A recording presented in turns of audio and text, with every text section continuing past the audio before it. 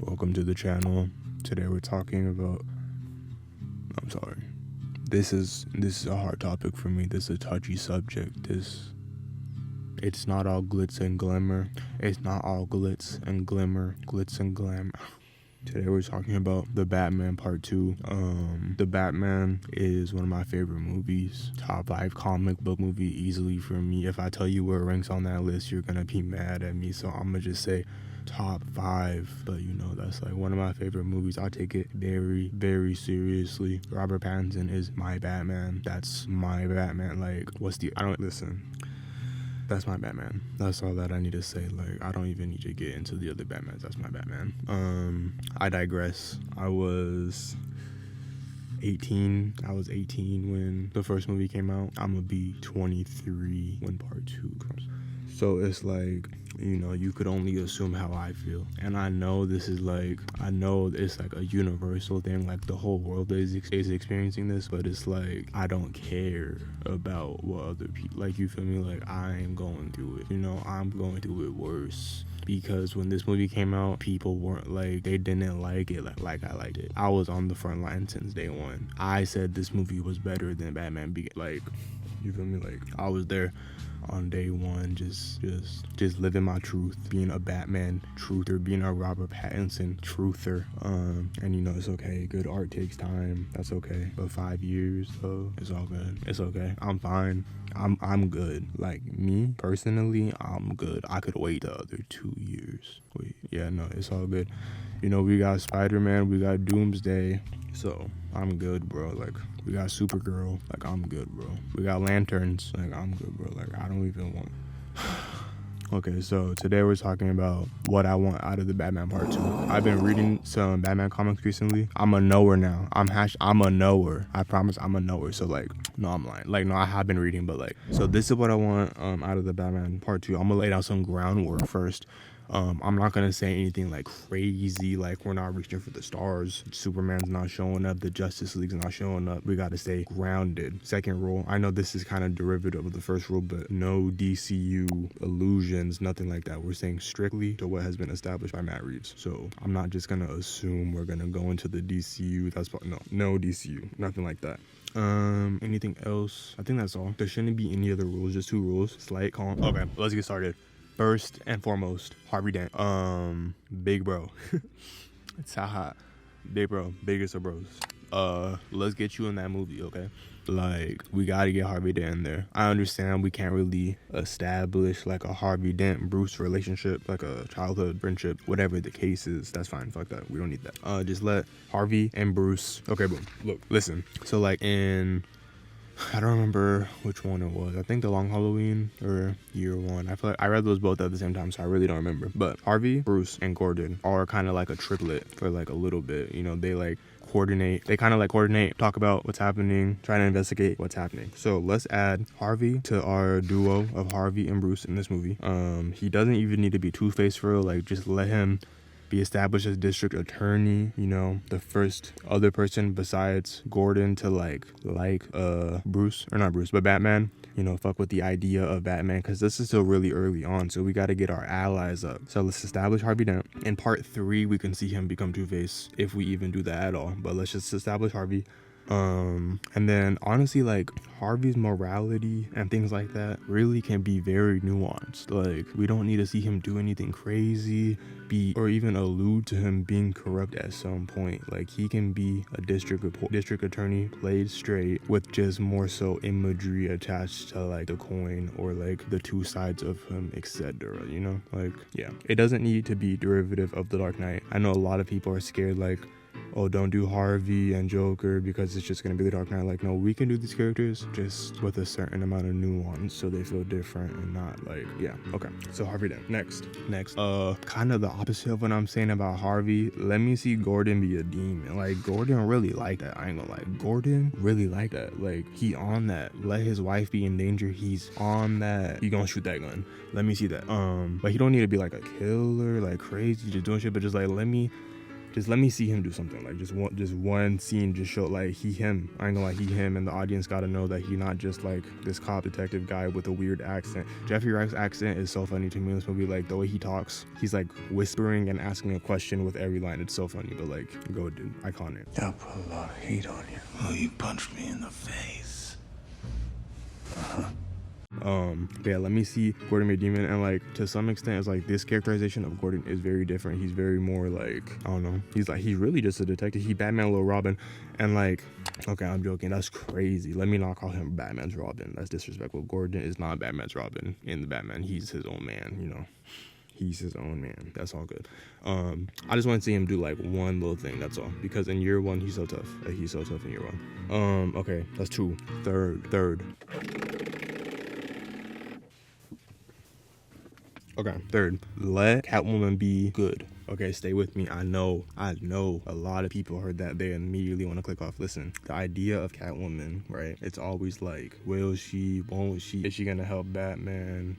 Is she a bad person? This, that, and the third. So like, I don't need Catwoman to be like this jolly good, like, no, that's not what I want. I just don't want the characterization to be villainous at all, because like, I think like, I guess that could happen. I'm not gonna say it is, but like, I just don't need that. Let Batman and Catwoman be married, have kids, all that. So cute. I'm joking, but like, just let them be like normal, you know, let them fight their crimes. Because I feel like in this verse, this Selena is not gonna like, well, I mean, given she did kind of drive off on a motorcycle at the end, but if she does come back, she's not gonna like betray Batman. Like, they're like cool. Like, she's not gonna come back and then like secretly do some weird shit. Like, her arc, she saved, or she didn't save, but like, she defeated Falcone. She kind of got her closure for that, for her mom, for Annika. And so if she comes back to basically just be like a Batman anti-villain that's like kind of a romantic interest and just comes into fights to cause turmoil and save Batman sometimes, like, no, just let her outwardly support Batman from the side or on the front lines, whatever it is. She doesn't need to be antagonistic. I think this Catwoman is a pretty heroic portrayal of the character, despite her like killing, which I don't think makes someone not heroic, like in this context, you know. That's fine, do your thing.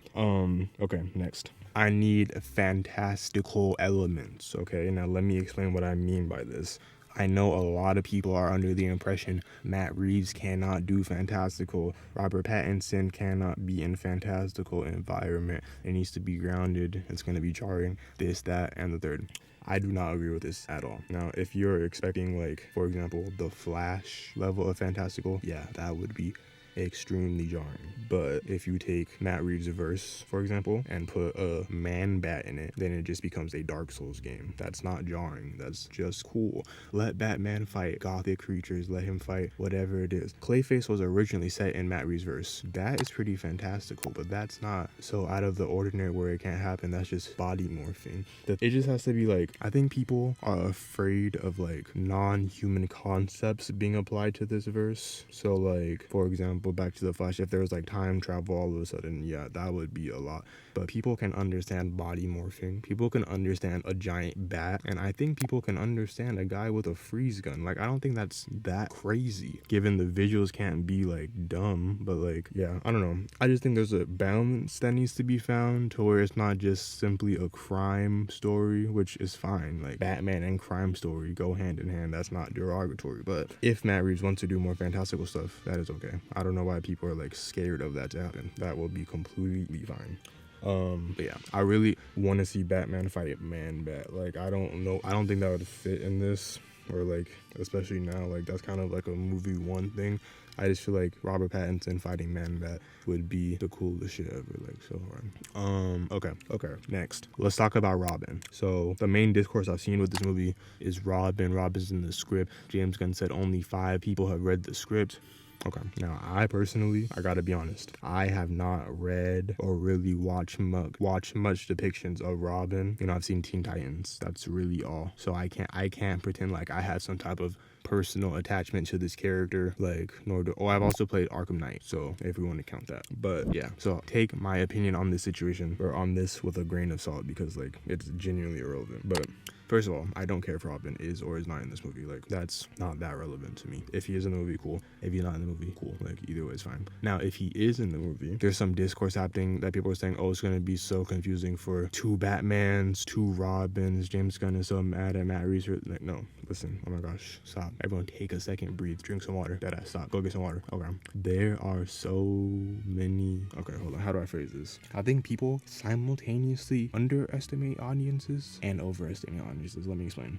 If people are confused by the multiple Batmans, then those same people are gonna be confused by any depiction of any comic book, anything. Like, it's just that simple. If you cannot see one Batman in one movie and another Batman in another movie and formulate like, or just like understand what a canon is, different canons, this, that, and third, that's fine. You know, you might just be an average moviegoer, and that's all that is. You are still gonna buy that ticket. It doesn't really matter if, for example, a mother sees one Batman movie, she goes into the next Batman movie, she's like, oh, who's this guy? She's gonna have to learn who this guy is, or she's just gonna be upset with this new ticket. Whatever the case is, like, I think people are misconstruing the idea that audiences are gonna not like multiple Batmans given that situation. Like, you want to follow one story, I understand that, versus not understanding it. I don't think someone's gonna watch two different movies and be like, wait, I thought that. No, that might happen for a split second or the first trailer, whatever the case is. I digress. Two Batmans, completely fine. Two Robins especially is completely fine, because you can do Dick and you can do Damian, and they're already doing Brave and the Bold, so we're getting Damian, a little crash out, you know, that's a very specific characterization. Like, it's a little crash out Robin Batman, you know, that's fine. We could do Dick, which is, from my understanding, the acrobat thing. He's a Nightcrawler. That fits in Matt Reeves' verse so well. Like, I don't see how these two things would clash or be confusing or anything to that effect. I think people will be able to understand, and if they don't, like, they'll figure it out, you know, like, it's gonna be okay, I